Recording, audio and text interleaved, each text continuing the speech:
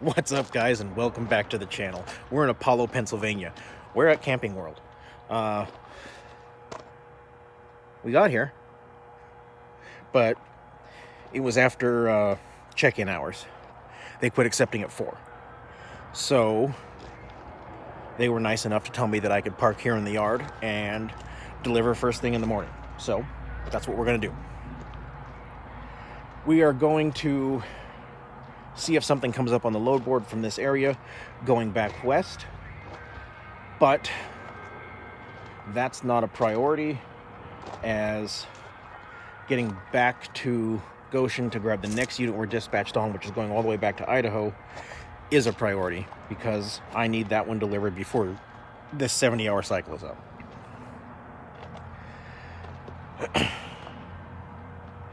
There's some stuff going on this weekend. I want to be home for it. So I should be able to, well, if I use the max of my 70, should be out of hours Friday, which will be when I am able to make it back to Boise, assuming we don't hit anything too crazy on the way home. So if there's something that pops up in the morning, because it's not there now, I just looked, going from this area towards Goshen, I'll snag it just so I'm not deadheading. But other than that, we've already got our next load and we're going home for the weekend.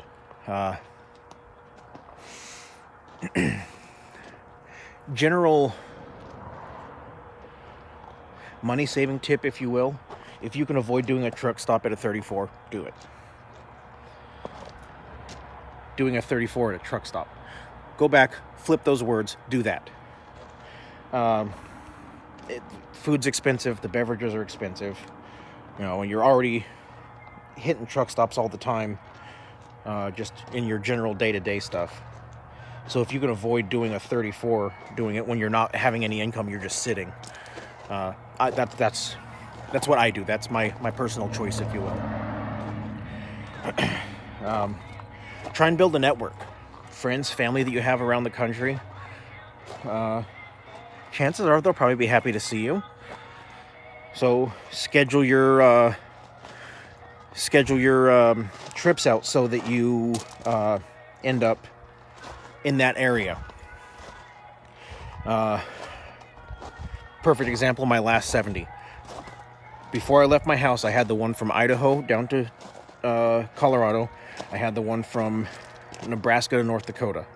And I knew at that point I was going to Indiana. Well, one came up while I was on my way that went from Iowa to Missouri, which then put me coming south, or from the south end up through Indiana.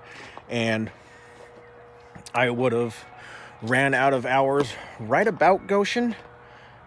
Maybe I could have hooked up and got to the nearest truck stop, and then I would have been out. So I would have been doing a 34 on the road. Not on the road, at a truck stop, which, as I just said, that's kind of a money pit. So with hooking up that other load that put me coming from the south, I was able to stay with our chapter there in Lafayette. Didn't have to pay for half my meals because I was eating with those guys at their houses. And when I did have to buy food, it wasn't at inflated truck stop prices. And same with beverages.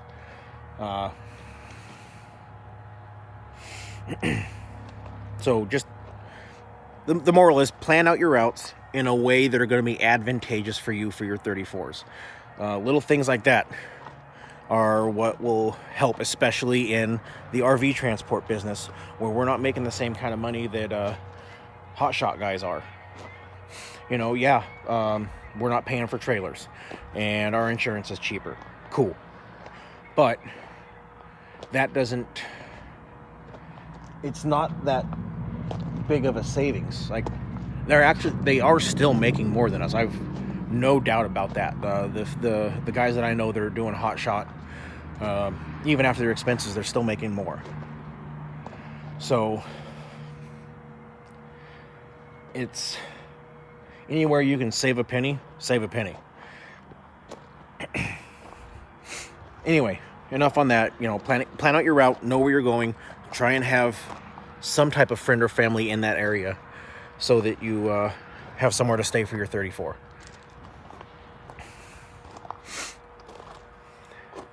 Other than that, don't have a whole lot of advice for you on this video, other than, oh, I've mentioned it once before, but because I had to use it today, I want to say something about it again, and that is, in Indiana, you are required to have your trailer plate. Yeah, I know, I need to wash her. But you'll see that license plate up there on the visor matches the license plate that's on my trailer. From what I've been able to gather, Indiana's the only state that requires this. So I just mount it right there on the visor. As soon as I pick up in Indiana, I flip that down and it's right there on the front windshield. Or if I'm pulling through Indiana, as soon as I cross the border, I flip it down, get out of Indiana, flip it back up. Saves you from having to try and mount a second plate on the front of your truck, and now it's not laying in the dash, which is acceptable too. But you turn the stereo up and song starts going and you're rocking along and you hear that thing just vibrating on the glass the whole time, so it's annoying. That's my solution to it. Anyway, don't have a whole lot for you this one. You know, just coming off of 34, and had a real peaceful day. Not a whole lot happening. You know, I've harped on it 100 times, and I probably will continue to. Plan out your trips. When I first started this, I was, oh, I'll just take this one because it's close to me. Okay, great. Now you're up northwest of Seattle, and I don't even remember what city it was, but it's up there. What are you going to do? There ain't nothing up there. So now you're deadheading all the way back down to somewhere else to get a load. So while you may find that load that's good pay, think about your follow-on effects. Here we go. I think it's my 5th load. Picked up in eastern Idaho, Hanson, and it was going down to Lake Elsinore, California. I don't remember what it was. It was like 1,100, 1,300 something. I was like, hell yeah, that's great. Well, California's got that 55 mile an hour speed limit. Or no, it wasn't out of Hanson. It was out of Oregon. So I went in at the very north edge of California, 55 all the way down, all the way stations, the horrible roads, and the constant construction and the terrible traffic. So it took me what should have been, if I was running Interstate 80, it would have been a day, maybe just a hair over. It took me 2 full days. Just about 2 full days. And then I was just sitting there, like, well, there's nothing out of here, you know. And right now the nearest load is it was probably 9 or 10 hours deadhead, and I didn't want to do it. And I said, okay, well, you know, I've only used about 40 or 45 hours of my 70, but I'll just go ahead and do a reset. You know, I found a hotel for like $30 a night. There's a reason it was $30 a night. Don't ever want to do that again. And I did my reset and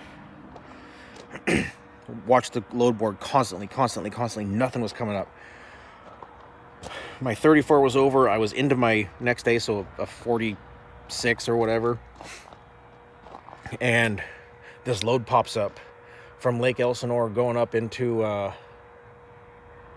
somewhere in Oregon. I don't remember.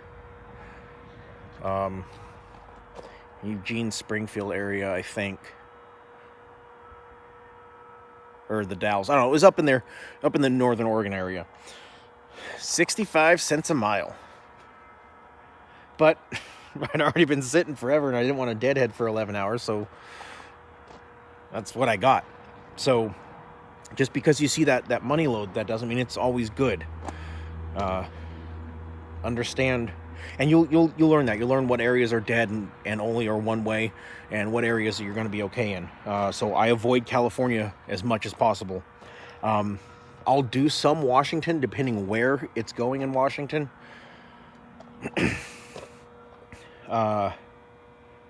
Absolutely hate running up here in the Northeast, but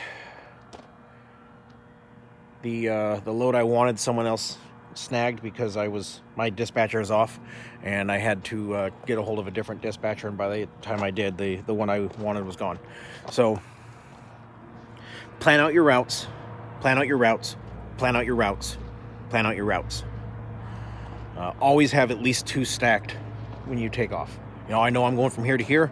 This is a short deadhead here to here, and every time you pull over for fuel, take 2 minutes and look at the load board. You do your 30-minute break, take 2 minutes and look at the load board. You do your 10 hours at night, look at the load board. Look at it again in the morning before you take off.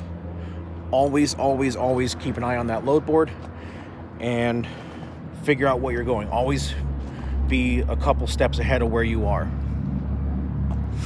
Anyway, that's it for this one. So, as always, I will be bringing you guys along for the ride and the journey. I will keep you updated as best I can. And those of you out on the roads, as always, I wish you fair winds and following seas. Take care and have a great day.